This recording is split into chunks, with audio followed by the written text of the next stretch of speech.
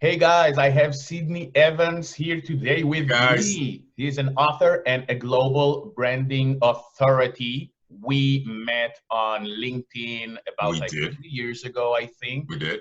And it's funny. The other day I talked to this marketing guru, at least that's how he calls Everybody's a guru himself. now. Yeah, and he's a little bit older than me, and I'm sure he's been around. He's not a stupid guy, but he was like, "Hey, how do you do your outreach on LinkedIn and everything? Because I just, once I get their email, I Right, send them some crap. I get their email, and I'm like, I don't do that at all. I just create relationship. I actually meet either by video, phone, or actually going for a lunch or a coffee with correct. people that I get to know on LinkedIn. And I actually delete contacts every day on LinkedIn. And he was like, "What do Smart, you mean? It takes so many smart. steps." And I'm Right, like, "Steps for what? I have connections and relationships with these people." right. So, you You know, can actually call me Dino, and I can personally attest to your story. You execute and execute, and you actually reach out, and so actually that personal connection makes all the difference in the world. That's why I'm doing this podcast interview with you, by the way, yeah, because normally sure. I I mean, wouldn't even do it. and I like the way that we met. I think that it was like before I had any article published anywhere, and I Right, sent you one. right. You write in The Branding Magazine, and Correct. I was like, you know what do you think about that? Right, And immediately you said, hey, let's chat about it. right. And it wasn't good enough, and you gave me like, you need to do this. This is the mindset Laser you need to focus. have. Correct. This is how you need to construct it. Correct. And hell yeah. I Yeah, mean, criticism is perfect. And since then, I absolutely. got articles published in so many places. So thank you again. And No problem. No problem. if anyone listens or watches us, really, it's about relationships and connections. It's not about getting the 1000%. email and try to sell someone something. Right. It's not about that. And one of my mantras, let me just say before we begin, one of my mantras really is value, right? And so part of what I speak about in the book, and we'll get to the book later, but part of what I speak about just from a connection standpoint is about how are you creating value? And so I remember distinctly when you sent that article over to me, I was actually humbled and honored that you would ask me. And so the feedback I gave to you was value to try to show and try to give you something. And guess what? It's come back in spades. We now have a relationship. We now speak back and forth. And that value creates value. Value begets value. So I just want to urge people that you build relationships, you create value, and let me tell you what, organically, you'll just grow. Totally, totally. So if you touched about the book, tell us a little bit about yourself and about the book. Okay. So I have a really, really fascinating story. And so I detail it a little bit in the book. So actually, I worked in corporate America for about 10 years or so. Actually started as a corporate trainer, believe it or not. So Wow. trained thousands of reps, sales reps, and I trained on emotional intelligence. And so that was so exciting and so fun. And so after I left corporate, believe it or not, I said, I was just burnt out. I was 28, 29 years old. I was burnt out, didn't know what I wanted to do. And so I took a break. During that break, I had a really good friend who said to me, "Oh my God, you should do voiceover." So I go, "What the heck is this voiceover? Like, I don't even know what this is. What is voiceover?" And so she says, when you see the commercial, you hear the voice, but it's not the person, that you see? And I said, I've never heard of that before. She goes, "I'm telling you, you should do voiceover. Because let me tell you a fun fact. You can't hear your own voice." She said, "You have the voice for it." She was a major actress. So, and that is a fact, by the way. And so I took $600. I made this demo tape and I mailed it out to every agent I could find in New York City, literally. 1 year later, I ended up being the voice of Dodge. I got signed within a week of sending out that tape to every agent. 1 year later, I was the voice of Dodge. I've done over 1,000 commercials. And I only say Nice. that to say, there are building blocks to your story. Where you start is not where you finish. So that voiceover work, and I still do voiceover work, that's not my passion per se, right? I still love doing it. I actually recorded the audio for my own book. That's not my passion per se, but those building blocks are teaching you something about where you're headed. Your journey is linking together if you look at it. If you really listen to the universe, your journey is linking together. So I learned branding from another angle. from doing voiceover, right? Because now I'm taking direction from clients from a commercial perspective, you see? Right. So you don't think I apply that now to my branding? Do you think I apply that now to my articles? And so just to answer your question, I'm Sidney Evans, author of Run Your Own Race. I have written for magazines from Branding Mag, Forbes. I've been featured in Black Enterprise. I've hosted stages all over the globe, from Cairo to Romania. And my sole purpose is to help you win, period. This is not about me. It's about helping you win. I share stories to help you win. That's it. Perfect. Perfect. And your book is a lot about personal brand, which is something we hear a lot these days. Probably more than I would like.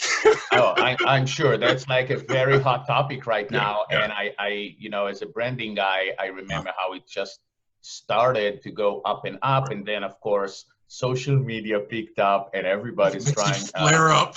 Yeah. Exactly. So why do you think personal brand is such a hot topic right now? Why is it so important? What changed? Well, I think it's a hot topic because people see trends, right? And people see things happening. They hear words, and you see, you know. So I think a lot of it is social media driven, right? So a lot of it's personal branding. I'm a brand. First of all, everyone's not a brand. Let's start there, okay? Let's just be really clear about, and that's okay, by the way, and that's okay. Everyone's not a brand, but everyone has the ability to build a brand. You see? True. Everyone has an ability to build a brand, but everyone's not a brand. So think of it this way. So if there were 10 people, okay, they all did the same thing, okay? They all did the same thing. How would I know who does what better, worse, this, that, A, B, C, D? You wouldn't know, would you? You wouldn't know. So essentially, at its very, very core, a personal brand gives you the ability to differentiate yourself. What is your value proposition? I can't tell you how many personal clients that I have that are super accomplished executives. You ask them, what do you do? What you do is not who you are. Yeah. You see what I'm saying? What you do is not who you are. So you tell me you're a doctor, you're a lawyer, that's awesome. What do you do? What do you really do? You see? And so I like narratives around, I change lives through being a doctor. You see, it's about that narrative and how you're telling that narrative. Yeah, so that's a personal brand. it's crazy. It's just like I do with my corporate clients, and I sit with them and okay, who you are, what does the company do? What is it? You're not a table company. Correct. You can find it. The fact that you manufacture and sell tables, it doesn't mean you're a table company. Correct. Yeah.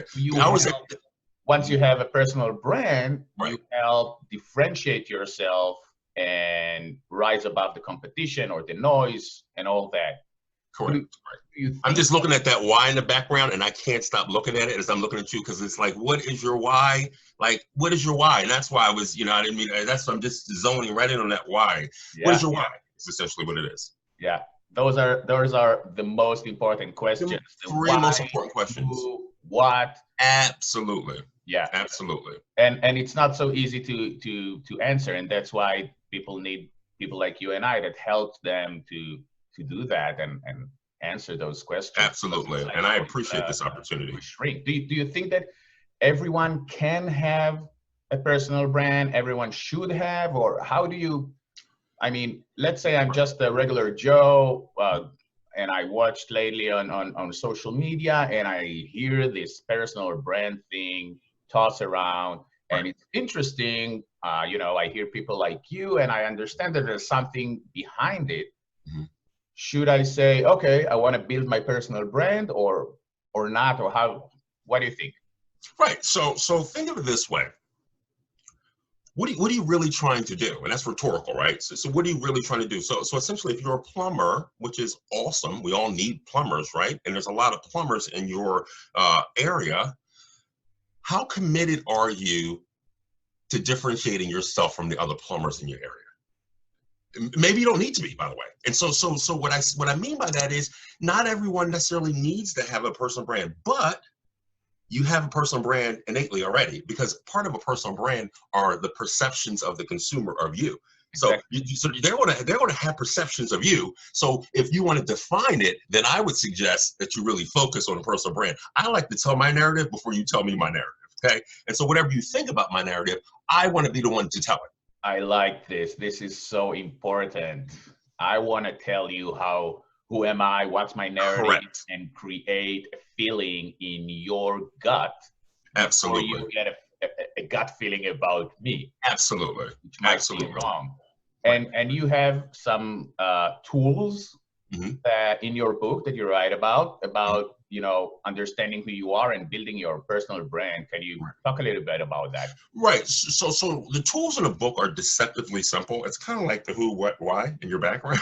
So I give this race analogy, right? And so run your own race, essentially, I got that terminology because many moons ago, I was in New York and I was at a restaurant and I met this little short guy and I'm like, this guy was so confident. I was like, this guy really and so we just started talking, we're hanging out with some friends, speaking. So I said, well, he never said what he did. He never said anything. So I said, what do you do? He goes, well, I'm a jockey. And I go, you're a jockey? He goes, yeah, I'm a jockey in the Kentucky Derby. I go, wow, that explains the height part of it, right? And so he goes, let me tell you a little fun fact. He goes, do you know why the horses wear blinders? Do you know why? So they can't look left or right. Because So they have to run their own race. I never forgot that. 20 years later, I never forgot that. I never forgot that principle, and that's why the book's called Run Your Own Race. So what I did was I love it. I ride horses, and one of the first thing, I'm not a jockey, but you probably ride better than I do. I can tell you that. And you need to understand horses. Horses, the only thing they care about and like are other horses. Correct. So if there's a horse next to them, they want to ride in the direction of the other horse. If the other horse will ride slower, they will slow down. I did not know they that. They want to be in a group that rides with other horses to that direction. So when you're trying to direct them, when I ride Western or whatever, that's not a problem. I know how to maneuver them. But when you're in a race, when you're riding the Kentucky Derby, which is an awesome thing. We have to go now. We have to go together. It's amazing. It's amazing. Yeah, exactly. So you don't have time to start and steer them. Right. There's tons of work. They need to go and run their own race. Love that. It's like, I'm using that. I'm gonna borrow that story later. I think it's phenomenal. And so, I mean, to answer your question even more completely, what I did in the book, I mean, the book is small. It's like a handbook. It's written like this on purpose. And so race is about reflecting on your value proposition, who you are. That's that part, right? And then it's actualization, right? So you have to actualize. You have to actually see what you want to do. Okay, you have to actualize it. And that actualization to the C, which is commitment and consistency. How willing are you to be committed to consistency? See, this is what I see. Let me tell you one of the biggest problems, I've seen. Everybody wants to do it. Everybody wants I want to be everybody. Yeah. I've never met one person who says, I want to be the worst blank blank. I want to be the worst blank blank you ever saw. Everybody I meet says, I want to be the best. Okay, that's awesome. I love that. I want to be the best as well. I wrote for 4 or 5 years for free. I didn't make one dime. I wrote at night articles, not one dime. I didn't make one dime, not one. I wrote articles every single night. I have 50, 60 articles on my Google Doc right now that are not even published yet. Whoa. Because I stay committed. Well, that's why when you sent me your piece, that's why I'm so able to do it quickly, because guess what? It's not even about, for me, it was about putting the work in before I put the presents out. You see what I'm saying? So I wanted to put the work in because I knew that people would say, well, did he write before? Guess what? When you do something over and over and over and over, what do you think happens? You just get good at it. Yeah. That's just math. It's just math. That's why everybody can have a personal brand, because it's just math. The more you do it, the better you get. So that's the C part, commitment. And then E is, how are you going to evolve? That's the second big problem I see is commitment is first, and then 2, when things shift, which they will, change or die, what are you going to do? You go, oh yeah, well yeah, you know, I wanted to do that, but yeah, now the market's saying this too. So imagine, take this for example. So imagine now, because you can set up a LinkedIn page and be an expert in anything, right? Oh, So you know, Google personal branding. Look, I did this actually. I speak about this in a keynote talk. Google personal branding later, and you'll see how many hits. I think it's 2, 3, 4, 5 million, whatever, depending on where you are. Think about this. If I was concerned about not running my own race, what would I do? If I wasn't committed, if I didn't evolve, what would I do? What would I do? What do I change every 2, 3 years? Are you supposed to change every 2? No, you have to stay committed to the process, but you also have to evolve and go, hey, I have to shift. I'm shifting my business right now. Some exciting stuff coming, by the way, about the shift in my business, by the way. So it's not just we'll speak later about that, but it's not just a book, but how committed are you to evolve? So that race analogy goes throughout the book. I take you through different exercises on how to do that. I purposely leave room on certain parts of the book for you to actually write, because I want you to use this book as a handbook. This is not something you go, oh yeah, I read, but this is for you to keep with you, stick it in your bag. You know what I mean? And it's not about selling books, by the way. This is about, if you use it, it works. Yeah, that's a lot of the reviews that I read, which are all 5 stars, amazing reviews. A lot of them say it works. It effing works. Yeah. Just it's like, it's not only motivational, but it actually works, and you just need to do that. And it does. I appreciate that. I really, really appreciate that. And that means a lot coming from you. We're pushing you to tell your story more. You know, we just spoke about that before our podcast. You're going to have to start saying more about your story. Listen, you got a lot going on. We're going to push you later. Thank you. Yeah, it's about pushing. I'm a pretty big guy too, so I can push you. You know, actually, it's a great segue, because not telling your story is a mistake that a lot of good people do. Mm-hmm. And at least from my point of view, in business and marketing and branding, most are doing the same mistakes. Mm-hmm. When it comes to personal brand and building your personal brand, what is the mistake that you see everybody's doing, or just happens again and again? Right. I wouldn't say, I try not to, say everybody's doing one thing. I try not to, make a gross generalization, but some of the things that I see that are, from my vantage point, as an expert, is they're overthinking things. Stop overthinking stuff. Okay, stop overthinking it. So I'll give you an example on that. I had this thing around video. Video's not right. I have to get it edited. So I got on Fiverr, and I got people to try to. I don't care. My new motto is press send. I make the video, I press send. Whoever likes it, they like it. If they don't, they don't. Unfollow me, because guess what? It goes back to what I was saying before. If you want to win, you need to execute. You have to. If you want to win, you have to execute. It's just math. It is really just math. And the whole notion that you are sitting in your own head, just swirling around the same thoughts, overthinking it, then you're really not ready. And that's okay too. If you're not ready, that's fine. Because the worst thing that you can do is put out information around your brand and it be incorrect. You don't have the chops to back it up. Because let me tell you what, the people that really know, I deal with some very high level people, very high level. And it's not about high, low, but I deal with people that are super experienced. And let me tell you something, they will know. They sniff it out real quick. If you're not authentic, if you're not committed, if you're not passionate, they sniff it out. And authenticity sells. I can't stress that enough. Authenticity sells. The thing that, sometimes annoys me, and I'm going to say annoys, and I rarely use that word, but for Instagram, listen, I get it. I get that everyone wants stuff to go viral. I understand that. But I'll say this. Have some integrity around your message and your story. I'll leave it there. I'm not going to fully go there because I have an article coming out on Instagram and the whole influencer model and the whole, it's not built for everyone. I'm not judging. It's not built for everyone.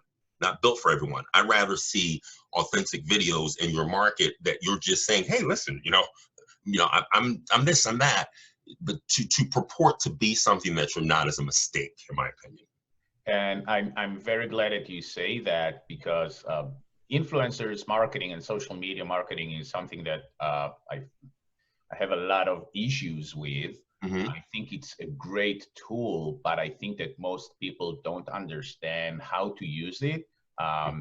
from the brand's point of Correct. view and Absolutely. from the user's point of view. Of And course. at the moment, and it's great, I think that this decade will be more of a return to the 90s, if you will, 1000% and agree. to authenticity and the real deal. People want to, it's like, that's it. And little by little, the users and the viewers starts to really smell if it's not authentic, if it's not real. And Correct. when it comes to influencers marketing, there was a research last year, and regular people who are living on Instagram were like, the most hated thing is when they see a company, a brand, a service connected with some influencer, and they can sense that it's not real. Disconnected.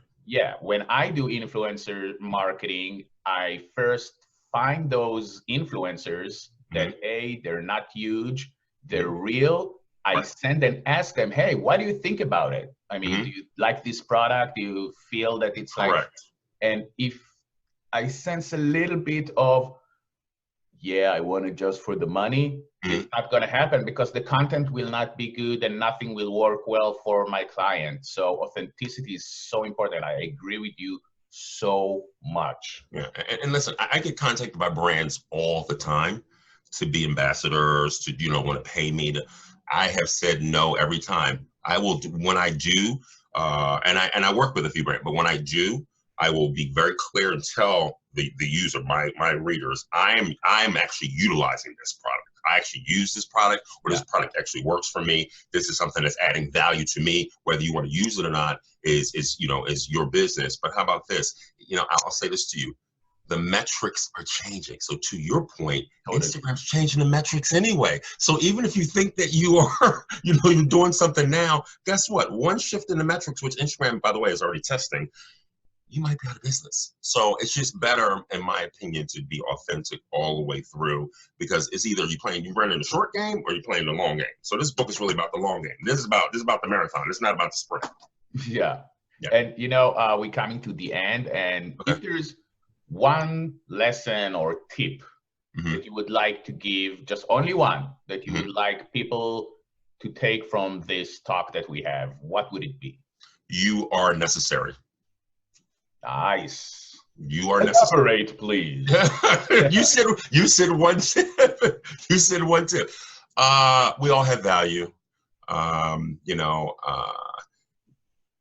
I don't want to, because sometimes I can come off being a little hard on folks, but I intentionally want to be hard in a good way, right? Because you grow from when you're working out. When I work, you tear the muscle heals, then it grows. That's how you have growth.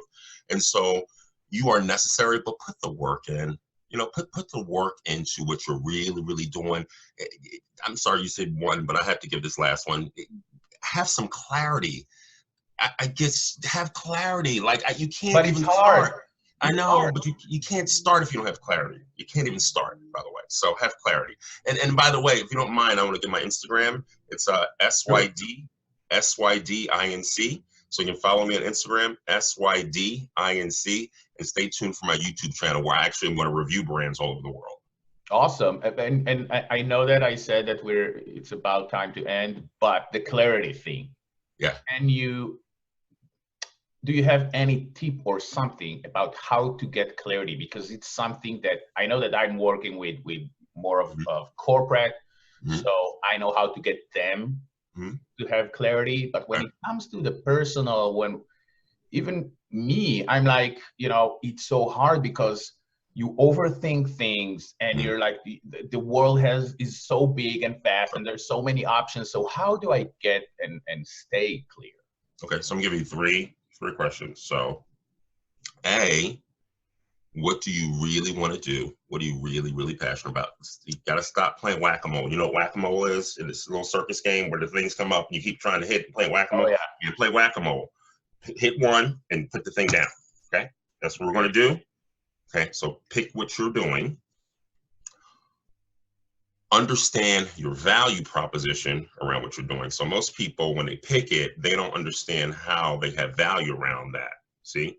And so What I mean by that is I know that I'm a good writer and speaker, right?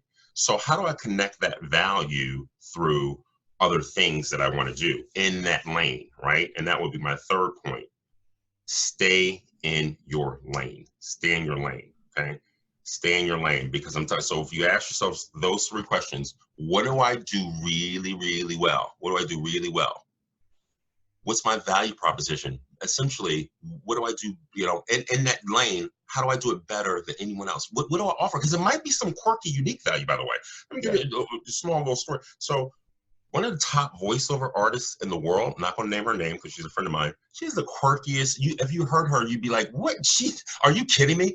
She books commercials. She makes more money than all of us, you and I combined. She's making millions, literally, from a quirky voice, right? But she understood what she wanted to do. She understood her value proposition, and she used quirkiness as a benefit. Yeah. So it's like, how are you telling your story? It would be another tip I would give. Are you telling your story from an empowering way or disempowering way? Most people, they know what they want to do, and then when I read it, and I go, is that the person I just met? Because when I read their LinkedIn bio, that's not who I think I just met. It's kind of like going to a restaurant and you read the review and you're like super excited, like, oh my God, this restaurant's gonna be amazing. And then you get there and you go, what? Like, really? Like, what the frick? Like, I thought you guys had amazing service. I'm not even talking about the food. I'm talking about from a service perspective. I didn't get to the food yet. You know what I mean? But my thing is, if those things don't align, then you really have to ask yourself, what are you doing? And by the way, it's okay to switch lanes. I'm not saying once you pick one thing, you can't switch. It's okay to switch lanes. If you're trying to figure it out, then maybe figure out 2 or 3 things, but just figure out where you're getting the most response from and keep adding value to that and keep building. It's kind of like a stair step, and then it grows. And then I give you so many more tips in the book. And by the way, so to connect that. Where can we get the book? Yeah, you can get the book on Amazon and Audible. And I'll give you an example. And this is me being authentic and transparent to your audience. I never recorded an audiobook, you see? So people think, oh, you did voiceover. So no, I pushed myself. Myself to do that. It was Dean, I'm telling you, it was the hardest thing I've done in the last 10 years. Oh, I'm sure, because it's your book, and you're absolutely so connected to it, and it's like you're so perfectionist. So it's like, wow. And even outside of that, remember, commercials 30 seconds. A book is 150 something pages. So imagine staying in a studio. It took me 3 days. Wow. 3 days. And a commercial, you do like that. Like commercials, 30 seconds, you're out. You get your check, boom, you're done. You're having lunch by 12 o'clock. You see what I'm saying? It took me 3 full days. So wow. Well, it's awesome, and it was awesome and great having you here. Thank you as well. I really loved it, and I hope we'll do it soon with your next book. Absolutely. I hope we go to the Kentucky Derby soon. yeah, we should. Well, thank you so much for having me. Thanks for being here. Many thanks, dude. See you. Thank you. Yeah, we'll talk soon. Take care, guys. Run your own race. Take care. Bye-bye.